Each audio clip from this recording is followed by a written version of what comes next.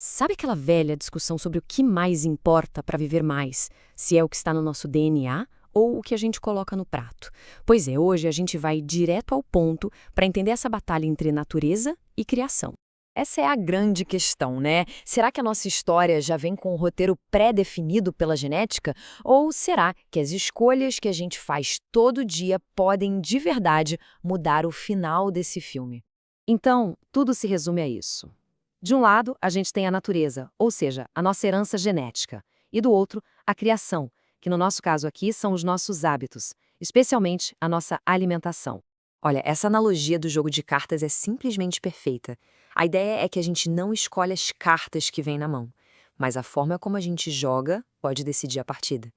A questão é, isso é só uma frase de efeito ou a ciência comprova? Ok, para responder essa pergunta, a gente precisa de provas. E é aqui que entra um estudo científico gigante, super detalhado, que durou mais de uma década. É com base nele que a gente vai tirar as nossas conclusões.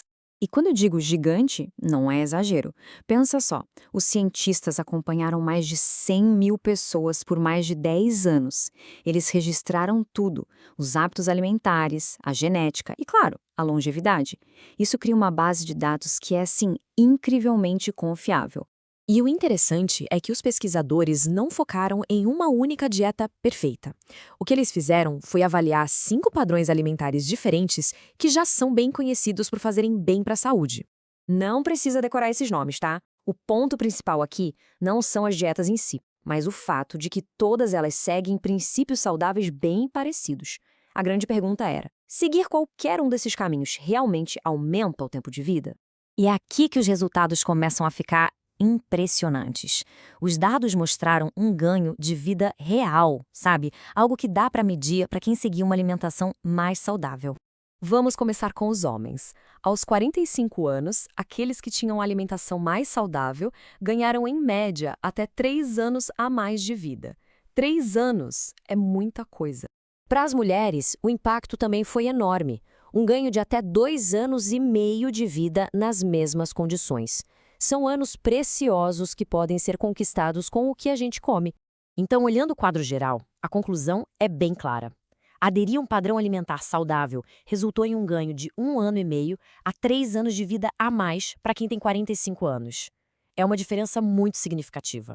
Mas calma, agora vem a parte mais legal, a verdadeira virada nessa história, a resposta para aquela pergunta que todo mundo quer saber. Ok, a gente já viu que comer bem funciona. Mas e para quem não deu sorte na loteria genética? Para quem tem uma predisposição para viver menos? Será que a dieta ainda adianta alguma coisa? Ou a genética é o destino final? E a resposta do estudo foi um gigantesco sim, funciona. Pessoas com genes desfavoráveis que comiam mal tinham um risco mais alto de morrer mais cedo. Mas, e aqui está o pulo do gato, pessoas com os mesmos genes ruins, mas que adotaram uma dieta saudável, conseguiram diminuir drasticamente esse risco. Ou seja, a conclusão é poderosa. Um padrão alimentar saudável ajuda a viver mais, não importa as cartas genéticas que cada um recebeu. A dieta acaba sendo o grande trunfo nesse jogo. Certo, a ciência falou, mas e na prática? Como a gente transforma essa informação toda em algo útil para o dia a dia?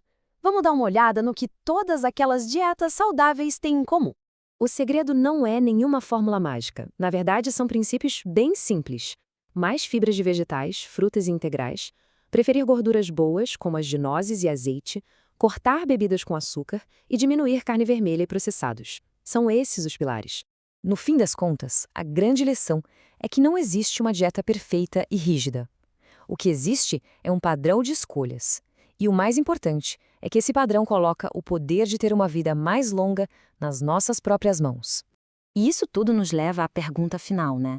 A questão não é sobre o destino ou a genética, mas sim sobre a próxima escolha que a gente vai fazer. A ciência mostra que a escolha é nossa, garfada por garfada.